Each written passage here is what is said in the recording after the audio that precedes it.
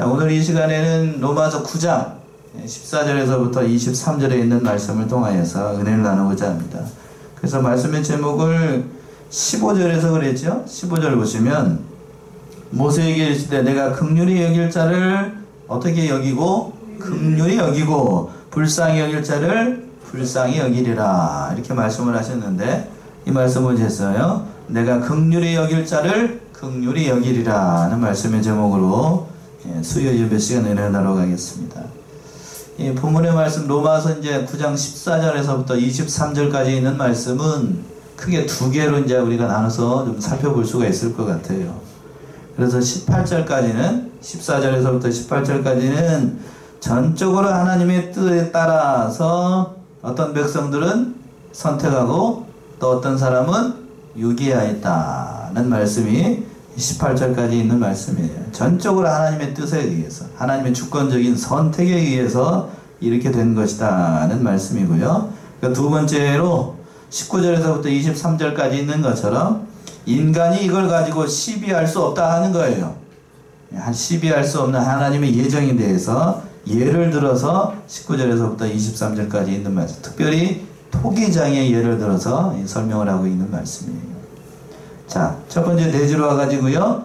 전적으로 하나님께서 우리를 선택하신 것은 하나님의 은혜, 하나님의 주권이라고 하는 거예요.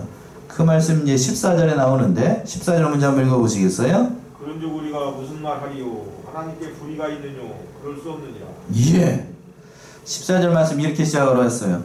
그런즉 우리가 무슨 말하리요? 하나님께 불의가 있느뇨? 하나님께 불의가 있나요? 없지요. 사도 바울이 이렇게 얘기하고 있는 이유는 앞에 있는 말 때문에 지난 시간에 우리가 살펴봤던 것 아무 조건 없이 아무 이유 없이 하나님께서 야곱은 어떻게 하시고 사랑하시고 에서는 미워하셨다. 다른 말로 야곱은 선택하시고 에서는 선택하지 않았습니다. 그걸 가지고 그렇다라고 하면 하나님께서 뭐 불의하지 않느냐라고 반론할 것이 뻔하잖아요. 왜 그걸 선택을 하셨느냐? 왜 야곱은 선택을 하고 에서는 선택을 하지 않느냐라는 그러한 물음이 있을 것 같으니까 사도 바울이 이렇게 얘기하는 거예요. 그러한 선택에 대해서 하나님이 불의하시다고 얘기할 수 있느냐? 사도 바울의 대답은 뭐예요? 그 하반절에 있는 것처럼 그럴 수 없느니라. 바울이 그럴 수 없다라고 단호하게 얘기를 해요. 그리고 난 다음에 하나님께는 결코 불의할 수 없다라고 얘기를 하면서 그 예를 들어서 설명하는 것이 오늘 본문의 말씀 15절 이하에 있는 말씀이에요. 결코 하나님의 선택은 불의한 게 아니라고 하는 거예요. 그 얘기를 먼저 성경적인 예를 들어서 설명합니다. 모세에게 해주신 말씀을 근거로 해가지고 얘기하는 거예요. 오늘 말씀의 제목이기도 하죠. 15절 말씀이 그 말씀인데 15절이요. 모세에게 이르시되 내가 긍휼히 여길 자를 긍휼히 여기고 불쌍히 여길 자를 불쌍히 여기리라 하셨으니. 예. 이 말씀은 출애굽기 33장 19절에 있는 말씀을 그대로 인용하는 그런 말씀인데 하나님께서는 그러니까 사람의 행위나 사람의 어떤 믿음의 정도나 사람의 공로에 의해서 그를 선택을 한 것이 아니고 하나님의 전적인 긍휼과 전적인 불쌍히 여기심을 따라서 그러니까 하나님께서 그들을 선택을 하셨다고 하는 거예요. 절대적인 주권이라고 얘기를 합니다. 칼빈주의의 핵심 교리예요. 하나님의 절대 주권. 하나님께서 우리를 선택을 하신 거예요. 하나님께서. 인간이 뭘 잘해서가 아니고 하나님께서 그들을 선택을 하셨다라고 하는 거예요. 그래서 이 말씀을 출애굽기 33장 19절에 있는 말씀을 그대로 인용을 한 겁니다. 한번 보세요. 출애굽기 33장 19절 뭐라고 되어 있나? 똑같이 되어 있을 거예요. 출애굽기 33장 19절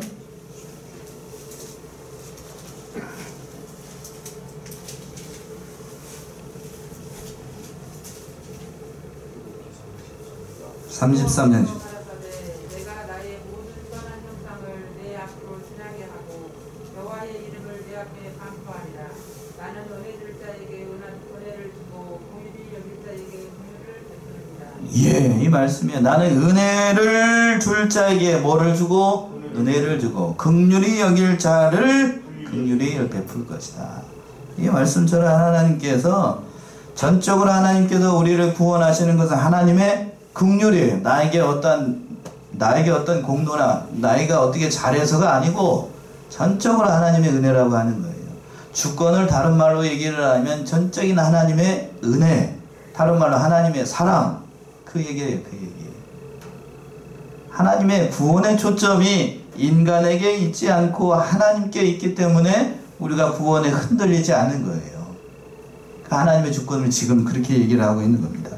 여기서 긍휼히 여긴다라고 하는 것은 다른 말로 그 얘기에 있는 것처럼 불쌍히 여기는 마음이에요. 불쌍히 여기는 마음. 좀 더 의미가 더 깊은 의미라고 할 수 있죠. 다시 한번 역으로 생각한다라고 하면, 사도 바울의 논리를 얘기를 한다라고 하면 역으로 생각하면 이렇게 얘기할 수도 있어요. 하나님께서 긍휼히 여기고 싶지 않은 사람은 하나님께서 어떻게 여기시지 않는다는 얘기도 되죠. 긍휼히 여기지 않는다는 얘기도 되는 거예요. 그렇다고 해서 그렇다라고 하면 이걸 잘못 이해하게 되면 어떻게 생각을 하냐면, 하나님이 지 맘대로 하는 거네? 그런가요? 하나님이 지 맘대로 하는 게 엿장수 맘대로 하는 거네? 그런가요? 그런 의미가 아니라고 하는 건 제멋대로 한다. 제멋대로 한다. 우리가 하나님의 성품, 하나님의 전능하심, 하나님의 그 마음을 모르기 때문에 우리가 하나님을 감히 판단할 수가 없는 거예요. 우리가 하나님을 알지 못해요. 하나님을 우리가 안다라고 하는 것은 어디에 계시된 것만큼만 하냐면 성경에 계시된 것만큼만 우리가 하나님에 대해서 이만큼 아는 거예요. 그게 하나님의 전부라라고 얘기하는 건 그건 오산이에요. 오산. 그렇죠? 이 얘기를 하면서 이병희 목사님이 살아계실 때 그렇게 얘기를 하셨어요. 집에서 이 바닥에 기어다니는 개미가 인간의 큰 뜻을 헤아릴 수 있겠냐고. 알까요? 모를까요? 알 수가 없지요. 알 수가 없어요. 그렇다고 해서 저 개미가 지나가다가 사람의 발을 뒤꿈치를 딱 물었어요. 그러면서 하는 얘기가 사람은 발뒤꿈치와 같다라고 하면 그 개미가 한 말이 맞아요? 틀려요? 틀리지요. 사람의 전부를 얘기를 한 게 아니잖아요. 또 어떤 개미가 와가지고 사람의 발톱을 딱 물었어요. 사람은 뭐같이 생겼다고요? 발톱같이 생겼다고 그러면 그게 사람을 제대로 얘기를 한 거예요? 아니죠. 그것처럼 하나님의 긍휼하심과 하나님의 이 선택의 교리를 얘기를 할 때에 성경에 나와 있는 이걸 가지고 하나님의 모든 것을 다 판단한다. 그건 오산이에요. 오산. 이제 하나님 마음대로 한다. 그건 잘못된 생각이라고요. 그래서 뭐라고 얘기를 했냐면 또 16절에서는 이렇게 얘기를 했습니다. 16절이요. 그런즉 원하는 자로 말미암음도 아니오 가름박질하는 자로 말미암음도 아니오 오직 긍휼히 여기시는 하나님으로 말미암음이라. 예. 그런즉 원하는 자로 말미암음도 아니오. 여기서 원한다라고 하는 것은 인간의 요구, 인간의 소원, 인간의 간구, 그걸로 하나님께서 그거를 불쌍히 여겨져가지고 그들을 구원한다는 의미가 아니고, 또 다름질하는 자로 말미암음도 않는다는 것은 인간이 적극적으로 노력하고 적극적으로 선행을 하는 것, 그것을 통해서 인간을 구원한다는 것도 아니라고 하는 거예요. 오직 멋대로 그 마지막 하반절에 있는 것처럼 오직 긍휼히 여기신 누구로 말미암아? 하나님으로 말미암아. 이걸 깨닫게 되기까지가 저도 쉽지 않았어요. 자라기를 저도 여기 정읍의 구세군, 어렸을 때 구세군 교회를 다녔어요. 주일학교를. 구세군 교리는 어떤 교리냐면 알미니안 계통의 교리입니다. 인간의 판단과 인간의 자유의지를 중요하게 여겨요. 그래서 구원도 누가 선택을 하는 거고? 내가 선택을 하는 거예요. 내가 믿고, 내가 판단하고, 내가 결정하고.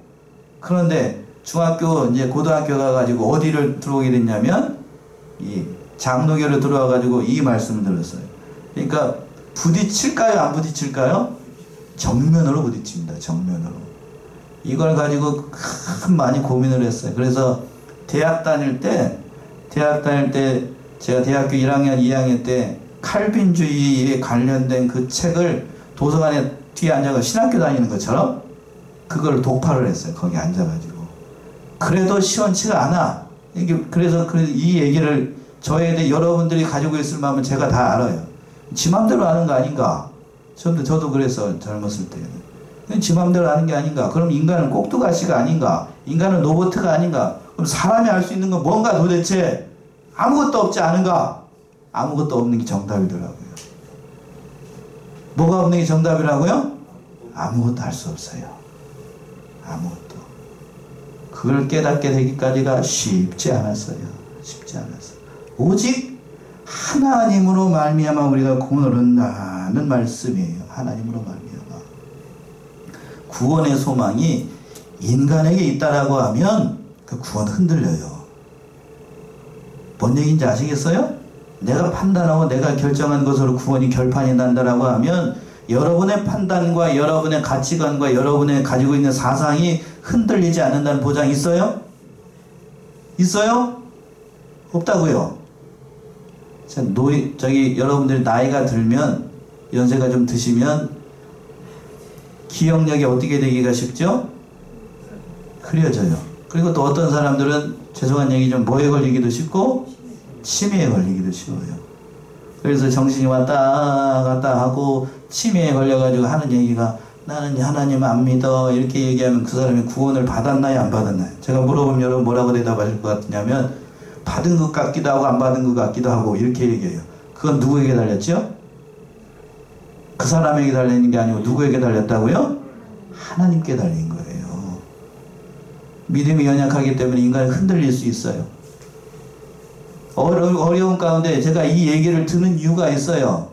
정신이 왔다 갔다 하고 흐리멍텅해가지고 그랬다고 할지라도 그 사람이 진정으로 예수를 영접했다라고 하면 아무리 그렇게 얘기해도 그는 어떻게 되냐면 이미 구원을 받았어요. 누구로 말미암아 구원을 받기 때문에 16절 하반절에서 이걸 했잖아요. 오직 긍휼히 여기신 누구로 말미암아? 하나님으로 말미암아. 우리가 구원을 받기 때문에 구원에 흔들리지 않는 거예요. 내가 어떻게 했다라 할지라도. 그래서 어떻게 한 것이 잘했다는 얘기가 아니고 그러니까 흔들리지 않는 거예요. 사도 바울이 그걸 경험했기 때문에 이렇게 힘줘서 얘기를 하는 겁니다. 사도 바울과 같이 하나님의 구원을 전적으로 경험한 사람 없어요. 그치요? 담에색으로 가는 도중에 부활하신 주님을 짠하고 만나요. 그랬더니 자기가 한 게 아무것도 없어요. 사도 바울 입장에서 돌아왔을 때 뭐 한 게 있까니? 잘한 게 있었어요? 아무것도 없었어요. 그때까지 예수 믿는 사람들 잡아 죽이는 것이 하나님을 위한 거라고 생각을 했습니다. 새벽 시간에 얘기했던 거죠. 그것이 하나님을 위한 것이라고 스스로 생각을 했는데 그런데 지금 이때까지 했던 모든 것들이 다 예수를 만나고 나니까 그것이 다 가짜였어요. 그렇죠? 그러니까 사도 바울이 깨달은 거예요. 구원은 누구로 말미암아? 하나님으로 말미암으면 되는구나. 그 얘기를 사도 바울이 지금 이렇게 얘기를 하는 거예요.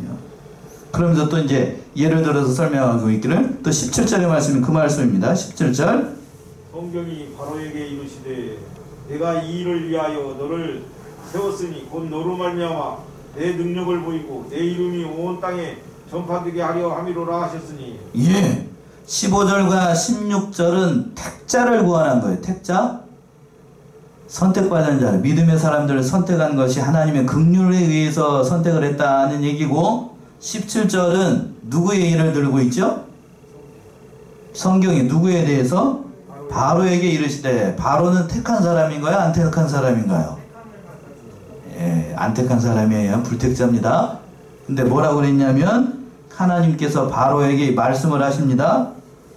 내가 이 일을 위하여 누구를 세웠으니? 너를 세웠으니. 여기서 너가 누구예요? 너가 누구예요? 하나님이에요? 아니면 여러분이에요? 아니면 바로예요? 이게 물어보는 이유가 있어요. 이렇게 얘기를 했더니 택한 사람이요. 이렇게 얘기하는 사람들이 있어가지고 도대체 그런 사람들은 국어를 하는 거요? 아니면 성경을 읽는 거요? 뭐 하는겨? 성경이 바로에게 이르시되 누구에게 이르렀다고요? 바로에게 이르시되 내가 이 일을 위하여 너를 세웠다는 것은 누구를 세웠다는 가? 바로 너를 세웠으니 너로 말미암아 바로 너로 말미암아 누구의 능력을 보이고? 하나님의 능력을 보이고 하나님의 이름이 온 땅에 전파되게 하라 함이라. 이것은 무슨 얘기냐면 하나님께서 누구도 세우신다? 바로 왕도 세우시는 분이 누구라고요? 하나님이고 세상의 주관자들 하나님께서 모든 세상의 모든 주관자들을 세우시는 분이 바로 하나님이라는 사실이에요. 택한 자들만 구원하시는 게 아니고 택한 자들만 선택을 하시는 것이 아니고 하나님께서는 모든 세상을 다 주관하시고 믿지 않는 사람도 세우시는 분이 하나님이라는 사실을 여기서 보여주고 있는 겁니다. 이해되셨지요? 예. 그래서 그 바로왕을 세우신 이유가 뭔가? 하나님의 이름을 나타내고 온 땅에 하나님의 영광을 나타내기 위해서 바로를 세운 거예요. 부정적인 의미예요. 이게 무슨 얘기냐면 바로를 세우신 이유가 뭐냐면 좀 과격하게 표현을 하면 바로는 하나님의 일을 방해했던 사람인가요? 아니면 편을 들었던 사람인가요? 방해했던 사람이죠? 그치요? 방해했던 사람들이잖아요. 방해했던 사람. 그런데 하나님께서 그 바로를 세워가지고 뭐를 냈냐면 하나님의 전능하신 이름을 나타냅니다. 왜? 거역함을 통하여서. 또 하나님의 영광을 나타내요. 하나님의 백성을 내보내지 않음을 통하여서.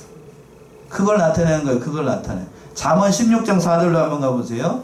뭐라고 얘기를 하고 있는가? 하나님께서는 그러니까 불택자도 되시는 거예요. 악인도 되시는 거고. 16장 4절 잠언 16장 여호와께서 온갖 것을 그 시험에 적당하게 지으셨나니 악인도 악한 날에 적당하게 하셨느니라.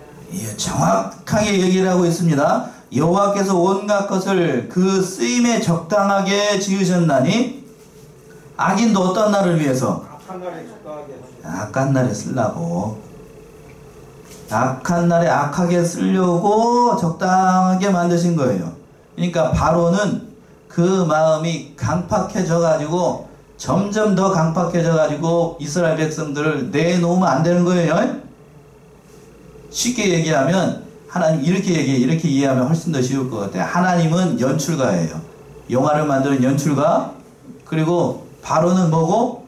악역이에요. 악역. 그리고 또 모세는 뭐고? 주인공이지. 주인공. 그러니까 악역이 더 어떨수록 주인공이 빛나죠? 악할수록 주인공이 빛나는 거예요. 악할수록. 그 악역을 누가 담당했냐면 바로가 담당을 한 거예요. 그 바로가 강팍해질수록 누구의 전능하신 이름이 나타나는가 하면 하나님의 전능하신 이름이 나타나는 거예요. 그래서 18절에 말씀 그래서 있는 거예요. 18절에 말씀. 18절이요? 그런즉 하나님께서 하고자 하시는 자를 긍휼히 여기시고 하고자 하시는 자를 강팍게 하시느니라. 예, 이 말씀 이유가 뭔지 알겠지요? 하고자 하시는 자를 긍휼히 여긴다. 이스라엘 백성들을 긍휼히 여기시는 이유가 여기 있었던 거고, 또 강팍게 하시는 자, 하고자 하시는 자를 강팍게 합니다. 바로의 마음을 어떻게 하셨다고요? 강팍하게 했어요. 여기서 이게 강팍하게 하겠다니까 하나님께서 바로에게 뭘 야야야야 삭삭삭삭 해가지고 나쁜 천사 보내가지고 야 싸바싸바 해가지고 이렇게 역사했다는 그런 의미가 아니죠? 로마서에서 얘기하는 그 강팍하게 했다는 것은 하나님께서 죄를 짓도록 어떻게 했다는 얘기에 내버려 뒀어요. 내버려 뒀어요. 가만 놔두면 사람은 선한 것을 한다, 나쁜 짓을 한다? 사람은 나쁜 짓을 해요. 여러분들이 망하려고 하면 하나님께서 간섭하시지 않고 가만 놔두면 돼요. 저도 마찬가지고 여러분도 마찬가지고 하나님께서 간섭하지 않고 그래 나 이 시간부터 너랑 나 상관없어 네 맘대로 해. 그리고 하나님의 팔짱 끼고 딱 있으면 그 순간 여러분은 단 1초 만에 죽어요. 맞나요? 다 죽는다고. 다 죽어요. 다 죽어. 다 죽는다고. 하나님께서 천지 만물을 그 손에 주관하고 이렇게 잡고 계십니다. 잠깐이라도 하나님께서 단 1초 순간이라도 깜빡 졸면 그 밑에 수하에 있는 천지 만물이 다 어떻게 될까요? 다 공중분해돼. 다 공중분해돼. 이해가 되셔요? 이해가 되시는지 모르겠어. 자 보세요. 제가 우주를 가끔 한 번씩 하늘을 바라보게 되면 알면 알수록 하나님의 오묘함을 생각하게 되는데 우주, 큰 우주잖아요? 큰 공간 안에 지구라는 그 조그만한 것이 공중에 붕 떠 있어요. 맞나요? 틀리나요? 맞죠? 이게 지구라고 하면 공중에 붕 떠 있어요. 붕 떠 있는데 이게 땅에 떨어지지도 않고 뭐요? 가만히 있어요. 돌고 거기서 빙빙빙빙빙 돌고 또 그게 또 뱅뱅뱅뱅 돌면서 어딘가를 향해서 쭉 갑니다. 저 거기 성경에 나와 있는데 어디를 향해서 돌고 있냐면 하나님의 보좌를 중심으로 해서 돌고 있어요. 전 우주가. 그 성경에 그렇게 나와 있는데 과학자들은 어디를 향해서 돌고 있는가 그걸 모르죠? 모르겠어. 뭔 얘기를 하려다 여기까지 왔노? 간팍게 한다는 얘기가 돼서 그 얘기가 나왔군요. 그러니까 하나님은 우리 인간들을 할 때 가만 놔두면 돼. 가만 놔두면. 그래서 그러한 것에 대해서 이제 두 번째 대지로 와가지고 여기까지 하고 시간 많이 지났어요. 그 하나님의 예정에 대해서 하나님의 선택에 대해서 인간은 뭐라고 얘기를 할 수 없다는 건 이제 뒤에 가서 이제 토기장의 예를 들어서 설명을 합니다. 19절이요. 19절. 혹 네가 내게 말하기를 그러면 하나님이 어찌하여 소문하시느냐 누가 그 뜻을 대적하느냐 하리니. 예. 앞에서 이제 하나님에 대해서 원하신다를 긍휼히 여기시고 또 하고자 하는 자를 강팍하게 한다라고 하면 하나님대로 네 마음대로 하는 거네. 그런 얘기가 나올 거 아니에요. 그러니까 그것에 대해서 이렇게 이 반대편에서 이렇게 얘기를 하니까 사도 바울이 뭐라고 얘기를 하냐면 20절처럼 얘기를 하는 거예요. 20절 뭐라고 되냐면 사도 바울이 20절이요. 이 사람아 네가 뉘기에 감히 하나님을 힐문하느뇨 지음을 받은 물건이 지은 자에게 어찌 나를 이같이 만들었느냐 말하겠느냐. 예. 19절은 반론이고 20절은 그에 대한 대답이에요. 그랬더니 사도 바울이 뭐라고 그랬냐면 이 사람아 네가 뉘기에 감히 하나님을 뭐하느뇨? 힐문하느뇨. 지음을 받은 물건이 지은 자에게 어찌 나를 이같이 만들었느뇨? 말하겠느뇨. 그렇죠? 아닌가요? 그 예를 들어서 이제 지음을 받은 물건이 있어요. 내가 뭐를 만든 사람이에요. 내가 이렇게 선한 목적으로 만들었다고 해서 그 물건이 나를 들어서 나를 왜 이렇게 만들었어? 이렇게 만들어 이렇게 이제 이렇게 싸가지 있이 말하는 게 아니고 싸가지 없이 말하죠. 보통 어디서 그렇게 얘기를 하냐면 죄송한데 청소년기 사춘기를 지날 때에 버릇없는 그 딸내미 아들내미들이 엄마 아빠한테 바락바락 대들 때 그렇게 하죠. 엄마 아빠는 왜 나를 엿땅으로 나가지고 엿땅으로 나가지고 나를 이렇게 못살게 구냐고 그러면서 코도 먹고 눈도 먹고 왜 이렇게 나가지고 그랬냐고. 할 말이 아니죠. 그 얘기랑 비슷한 거 아니요. 그 얘기랑. 엄마는 왜 나를 내가지고 그랬더니 엄마가 하는 얘기가 많고 많은 것 중에 왜 하필이면 너 같은 것이 나왔는가 모르겠다고 엄마도 지지 않고 얘기를 하지요. 지지 않고 그 얘기를 하자는 게 아니고 감히 그렇게 얘기를 할 수 없다는 거예요. 그 예를 들어서 설명한 것이 21절의 말씀이에요. 21절이요. 토기장이가 진흙 한 덩이로 하나는 귀 쓸 그릇을 하나는 천이 쓸 것을 만드는 권위 없느냐. 예, 이사야 64장 8절의 말씀 토기장의 비유를 예를 들어서 이제 사도 바울이 그걸 인용을 해가지고 얘기한 건데, 자 토기장이가 있었습니다. 이대로 얘기를 하면 토기장이가 하나는 밥 먹는 그릇이 밥그릇으로 진흙 한 덩이를 딱 주져가지고 밥그릇을 만들었어요. 또 하나는 필요에 의해서 뭘로 만들었어요? 진흙 한 그릇을 딱 해가지고 옛날에 오강 있죠. 요강 단지를 딱 만들었어요. 만들어 놓고 잘 만들어가지고 유약까지 발라가지고 잘 구워내가지고 딱 있어요. 밥그릇은 어디에 올라가고? 밥상위에서 이제 하얀 쌀밥에다가 날마다 고이고이 하는데, 저기 뭐야? 요강은 뭐밖에 뭐만 받아요? 오줌만 말아요? 가끔 모두 받아야 되고? 예. 저는 어렸을 때 집에 그 요강이 있어서 얘기를 알아요. 그렇다고 해서 요강이 자기는 왜 요강 단지를 만들었어요? 라고 만든 토기장이한테 대들 수 있어요? 없어요? 대들면 어떻게 될까요? 망치로 깨버려야지 그걸. 이해되셔요? 지가 뭔데 토기장이한테 본래는 뭐였죠? 본래는 요강단지가 아니고 뭐였죠? 본래는 진흙덩어리였어요. 진흙덩어리. 아무 쓸모없는 흙덩어리였다고. 흙덩어리라 토기장이가 온갖 공력을 들여가지고 자기가 쓰려고 뭘 만들었죠? 요강으로 만들어놨더니 그 얘기를 하는 거예요. 그럼 어떻게 해야 되겠어? 다시 깨가지고 흙으로 만들어버려야지. 맞아요? 그렇게 대들면 그렇게 만들어야 돼요. 그 얘기 이해되셨나요? 그러니까 하나님의 선택의 교례를 가지고 하나님에게 대해서 좌지우지할 수 없다. 인간은 그런 걸 판단할 능력이 없다는 거예요. 이런 인간은 뭐하기 때문에? 피조물이에요. 피조물. 그러니까 이걸 깨닫기까지가 쉽지 않았어요. 쉽지 않았습니다. 한 가지 더 예를 들어볼까요? 한 가지 더 신랄한 예. 이제 어떤 사람이 자기 아들 생일날, 잔칫날 쓰려고 집에서 닭을 길렀습니다. 닭을 길렀어요. 그래서 1년 키워가지고 닭을 키워가지고 이제 생일날 닭을 잡았어요. 그래서 뭘 만들었냐면 통닭을 만들었어요. 그러면 통닭이 뭐라고 그랬냐면, 통닭 만드는 것을 보고 다른 사람들이 왜 닭을 그렇게 죽였느냐고, 그 불쌍히 여기지 않고 왜 닭을 잡았느냐, 그렇게 얘기를 할 수 있나요, 없나요? 없어요? 맞아요? 요즘 이상합니다. 닭도 함부로 잡으면 안 돼요. 이거 신고 들어가면 이상해집니다. 아무튼 그렇게 얘기를 한다고요. 그 얘기를 지금 얘기를 하고 있는 건데, 그러니까 누구든지 하나님의 선택에 대해서 불공평하다라고 얘기를 할 수 없는 거고, 토기장의 예를 들어서 사도 바울이 그 얘기를 하는 거예요. 그래서 22절 보세요. 22절 또 뭐라고 얘기했는가? 만일 하나님이 그 진노를 보이시고 그 능력을 알게 하고자 하사 멸하기로 준비된 진노의 그릇을 오래 참으심으로 관용하시고. 예, 22절의 말씀은 불택자예요. 불택자들을 얘기하는 겁니다. 불택자들을 하나님께서 어떻게 참으신다라고 되어 있냐면, 진노의 그릇을 어떻게 참으시오? 오래 참음으로 관용하여 주십니다. 그러니까 하나님께서 그 진노의 그릇을 그릇들도 불택자들도 참아주셔요. 베드로전서 3장 20절에서 한번 보세요. 이렇게 표현하고 있어요. 베드로전서 3장 20절.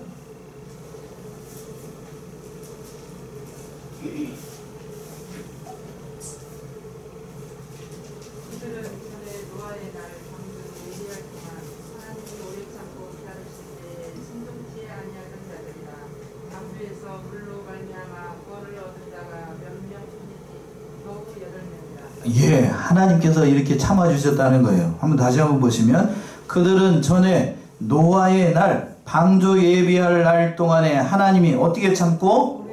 오래 참고 기다릴 때에 순종하지 아니하던 자들이라. 그러니까 하나님께서 순종하지 않는 자들, 불택자들도 참아주신다는 거예요. 참아주신다. 그러니까 책임이 하나님께 있는 것이 아니고 누구에게 있다는 얘기냐면, 인간에게 있다는 얘기예요. 인간에게 있다. 그리고 마지막으로 23절을 보시면, 23절. 또한 영광 받기로 예비하신 바 긍휼의 그릇에 대하여 그 영광의 부요함을 알게 하고자 하셨을지라도 무슨 말하리요? 예, 본절은 22절은 불택자에 대해서, 불택자도 필요한 거예요. 그러니까 불택자도 필요하고, 반면에 어떤 자도 필요하고 택자도 필요하다고 하는 겁니다. 그러니까 불택자와 택자는 하나님께서 선택하시고 하나님께서 주권적으로 선택하셨다고 하는 거예요. 그러니까 이것에 대해서 우리는 아무 말을 할 수 없다. 무슨 말을 하리요? 마지막에 이렇게 맞고 있는데, 우리가 하나님의 선택에 대해서 바로 깨닫고, 다음 주에 이제 선택에 대해서 마지막 그 말씀을 하게 되는데, 오늘 가장 중요한 말씀은 하나님의 선택에 대해서 예를 들 때에 바로 여러 가지로 사도 바울이 얘기를 들었지만, 가장 중요한 표현은 토기장의 비유입니다. 토기장의 비유. 그렇죠? 토기장의 비유가 가장 잘 하나님의 주권적인 선택에 대해서 가장 잘 예를 든 거예요. 우리가 하나님의 선택, 우리가 여기서 초점을 어디에다 둬야 되냐면, 다음 주에도 다시 한번 말씀드리겠지만, 하나님의 긍휼과 은혜 가운데 바로 여러분들을 선택해 주셨다는 것에, 그 은혜로 우리를 부르셨다는 것에 감사해야 되는 거예요. 맞나요? 다른 사람에게 시선 돌리지 말고 좀 제발, 그것이 하나님을 생각하는 거 아니에요. 하나님의 초점은 뭐냐면, 우리의 초점 뭐냐면, 나와 같은 자를 하나님께서 부르셔가지고 이 자리에 앉혀놓았다는 사실이 감사한 거예요. 맞나요? 그래서 그 은혜가 감사한 거지. 그 은혜에 감사하는 자들은, 진실로 그 은혜에 감사하는 자들은 다른 사람도 어떻게 해다냐면 이 자리에 앉기를 원하는 거예요. 맞나요? 그래서 뭐를 하는 거냐면 전도를 하는 겁니다. 왜? 하나님의 예정과 선택은 내가 알 수 없어요. 누가만 알죠? 하나님께만 알아요. 하나님께서만. 감히 제가 말씀드리는데, 선택의 교류를 얘기를 할 때에 그 여러분들이 잘못 빠지기 쉬운 함정 가운데 하나가 뭐냐면, 선택은 누구의 소관이라고요? 계속 제가 물어보는 이유가 있어요. 하나님 소관이에요. 감히 인간이 판단할 수 있어요? 없어요? 없어요. 인간이 판단할 수 없다고. 나는 택한 백성이니까 이 자리에 앉아있겠지. 그 은혜에 대해서 감사하고, 그 은혜에 대해서 감사하고, 다른 사람은 그거는 누가 판단할 일이라고? 그건 하나님이 판단해요. 저도 그래서 감히 여러분들 판단하지 않아요. 특히 구원에 관해서는. 구원에 관해서. 그 말씀을 깨닫고 늘 하나님의 이 선택의 교리를 잘 깨닫고 그 믿음대로 서나가시는 저 여러분들 다 되셔야 되겠습니다. 이 문제 풀어보게 되면 더 이야기가 훨씬 더 쉬울 겁니다. 프린터를 한번 보세요. 프린터. 자, 프린터 보면 제29가 로마서 9장 14절에서 23절. 내가 긍휼히 여길 자를 긍휼히 여겨. 들어가는 말 보시면 지난 시간에 우리는 야곱은 사랑하여 선택하시고 에서는 미워하여 택하지 않으신 하나님의 주권적인 선택에 대해서 살펴보았다. 그랬지요? 예. 오늘 말씀은 바울이 말한 바 아무 조건과 이유 없이 하나님께서 야곱은 사랑하고 에서는 미워했다고 한다면 하나님께서 불의하지 않느냐 하는 반론이 나올 것을 예상하여 거기에 대하여 답변을 한 것이다. 이해되셔요? 지 맘대로 한 게 아니야. 엿장수 마망이냐 그런 반론이 나올 것 같으니까 거기에 대해서 대답을 한 거라고요. 바울은 하나님은 결코 뭐 할 수 없다? 불의하시지 않으며 이것을 증명하기 위하여 성경적인 예와 또 특별히 토기장의 예를 들어서 설명을 한다. 말씀 교재 1번 하나님께 불의가 있을 수 있는가? 있어요? 이것을 가리켜 명제를 얘기를 할 때 대명제라고 얘기합니다. 대명제. 자, 대명제라고 하는 것은 결코 변하지 않는 명제예요. 하나님은 결코 불의할 수 없다. 여기서부터 명제가 출발해야 됩니다. 이 명제를 가지고 토를 달기 시작하면 논리가 성립이 안 돼요. 무슨 얘기인가 하면 엄마와 아빠가 나를 낳았다. 이 대명제가 흔들리면 논리가 성립을 하지 않아요.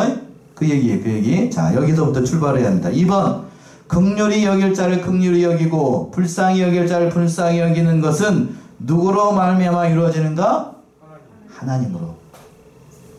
하나님으로.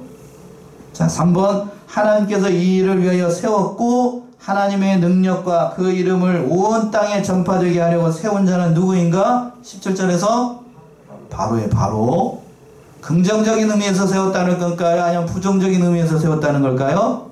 부정적인 의미에서. 자, 4번 하나님께서는 하고자 하는 자를 긍휼히 여기시고 하고자 하는 자를 또 어떻게 하신다고요? 강팍해 하죠. 바로가 그런 면이에요. 이해되셨죠? 예.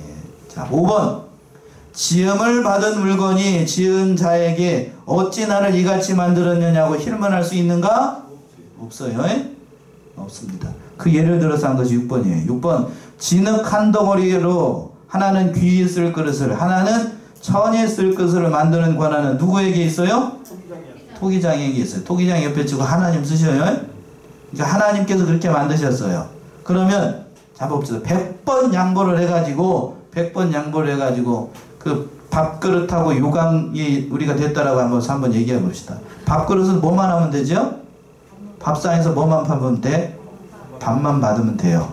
요강 단지는 뭐만 받으면 되고? 오줌통만 받으면 돼요. 불평하지 말고. 그러면 토기장이가 그 밥그릇도 귀하게 여기고 또 뭣도 귀하게 여기셔요? 요강도 귀하게 여기셔요. 밥그릇이 뭐를 할 수 없죠? 요강일을 할 수가 없는 거고 요강이 또 뭐를 할 수 없는 거고 밥그릇 할 수 없는 거예요. 이해되셨나요? 이걸 깨닫기까지가 쉽지 않았어요. 일이 다르잖아. 일이. 그러니까 여러분들이 교회 안에서도 마찬가지예요. 목사의 일이 다르고 사모의 일이 다르고 여러분이 해야 될 일이 다릅니다. 맞나요? 틀리나요? 맞지요? 남자의 할 일이 있고 여자의 할 일이 있나요? 없나요?